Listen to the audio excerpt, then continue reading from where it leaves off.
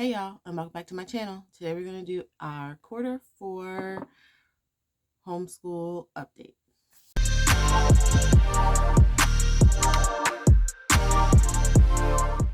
Okay, so yeah, I typically like to do these like the day of our last term or the day like following or something, but we've actually had our Sabbath. So this is like a week removed. So I kind of probably forgot everything that I need to update you guys on. But we'll see how this goes. I was like, I need to get this out. I'm currently getting ready for church, and tomorrow starts our 5th term. So that means we are 2/3 through our school year. I was actually thinking the other day about what our 7th term would look like. I am going to homeschool throughout the year, but we missed a week in our 2nd term and then a week. Did we miss 2 weeks in our 2nd term? A week in our 3rd term.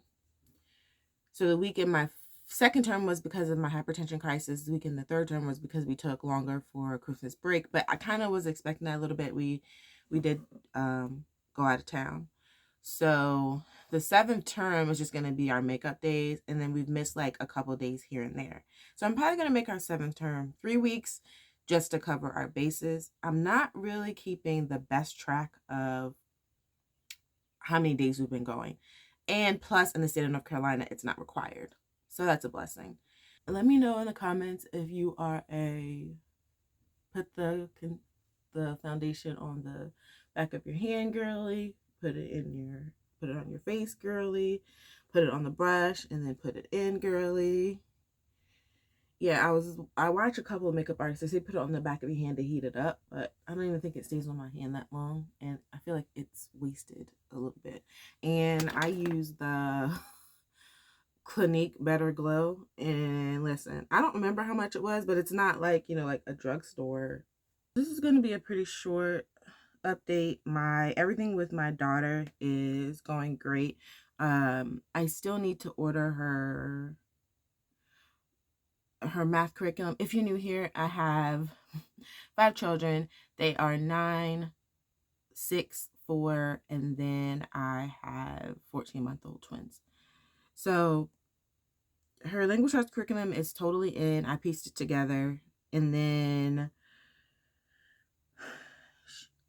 she is a mid-year promotion. I guess she's in the 3rd grade, okay? But I guess what I'm trying to say is that she's like a continuing student, I guess. And so we are moving on to we have 5 more lessons, so 5 more weeks of from phonics to reading level A, and then we will move to from phonics to reading level B. Those lessons are shorter than level A, so I did purchase a actual language arts curriculum to go with it. I'll make another video about the supplemental stuff I purchased to go with the red book. We actually didn't, well, we use them, but it's not consistent. I would say like once a week. So we are nowhere near even halfway through the vocabulary, the writing, and grammar books that I wrote.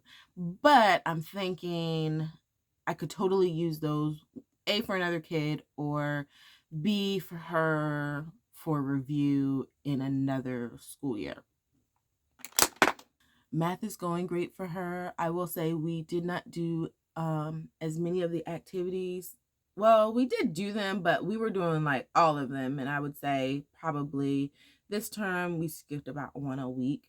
But she's pretty proficient with her adding, and so we didn't need it. And plus, we were doubling up on lessons because I wanted to finish the math at the same time as the language arts. For my 6-year-old, he is using from phonics to reading level K. That's going well. We're on week 8. Technically, we should be around week 15. I would say probably like week 10 because of the way we homeschool. So we're not behind, again, because we do homeschool all year. But I did need to add teach your child to read in 100 easy lessons for me. Like, he was fine. It was me. And I don't know if enough of us homeschool moms really can admit that we don't know what we're doing. It wasn't that I didn't know what I was doing, right? Like, I just didn't understand how a kid who knew all of his letter sounds was not able to blend. So I actually found a video by the author of that book, and she was sitting down teaching parents how to blend. And I was like, I need that. And I watched all the series and I found it very helpful. So I said, well, let me purchase the book just so that I can always have a reference. And through the videos she was teaching parents how to effectively say the letter sounds, and through this book, it's helped me teach him how to blend. Now, I think he likes teach your child to read in 100 easy lessons better than from phonics to reading level K. Only because the way everything is so much bigger, and there's, the dots, and we like press a button, and then sometimes I let him press the button for me and things of that nature. So I really sold it to him, and he gets to put a sticker on his sticker chart once he's done. We always do that one first because Benjamin is also doing that with him. Benjamin is my 4-year-old. So by the time after lunch, then he moves on to from phonics to reading level K, and he's a little spent, which I totally understand. So day 2 is a pretty long day. I've decided to go ahead and make that 2 days. So instead of from phonics to reading being a 5-day program, level K for him, it is a 6-day program because of the split. But yeah, my baby boy is reading, and I feel pretty proud of myself because I was the one that taught him. I didn't teach Jessie to read. So when I started homeschooling Jessie, like, she was home with me until she went to pre-K. And then that was the pandemic. So they never sent her back home, but she was already reading. That's another thing too. So Jessie was already reading in pre-K.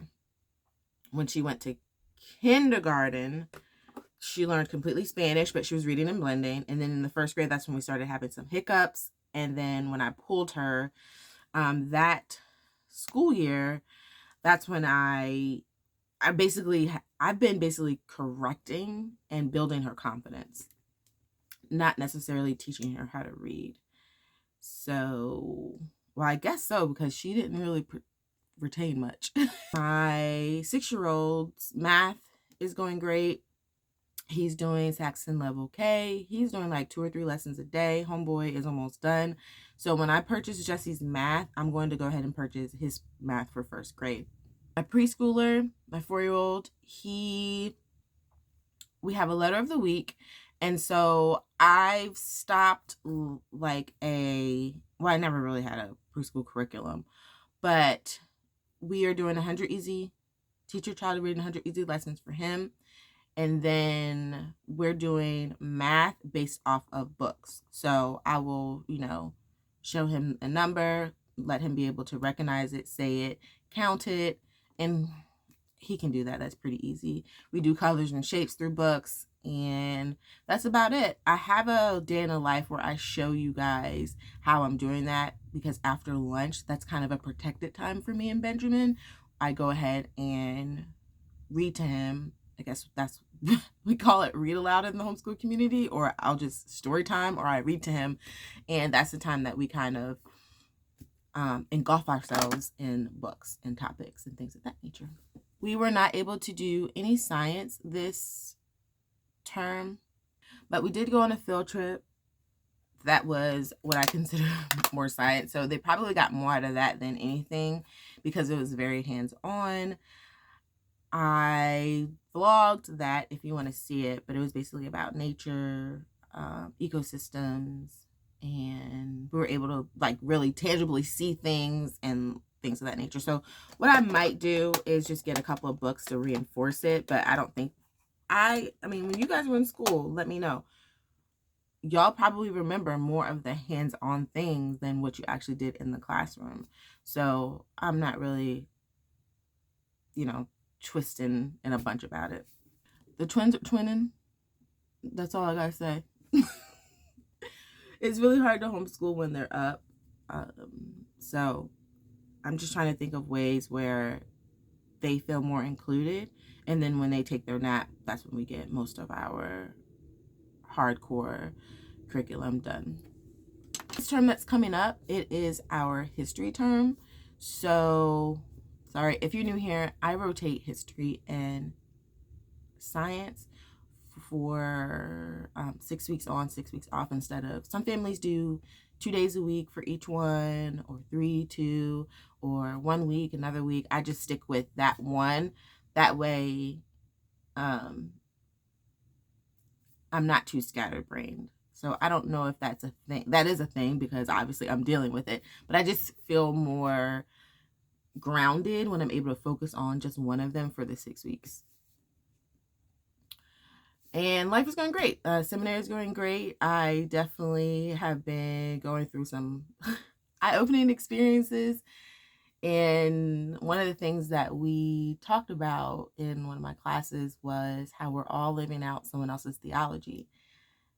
And that's really stuck with me, that we don't have our own ideas about God, like as a culture, right? And so one of the questions I proposed to my professor was, so how do we get back to the truth? What is it about, what's coming across in the pulpit that's not translating? What is it,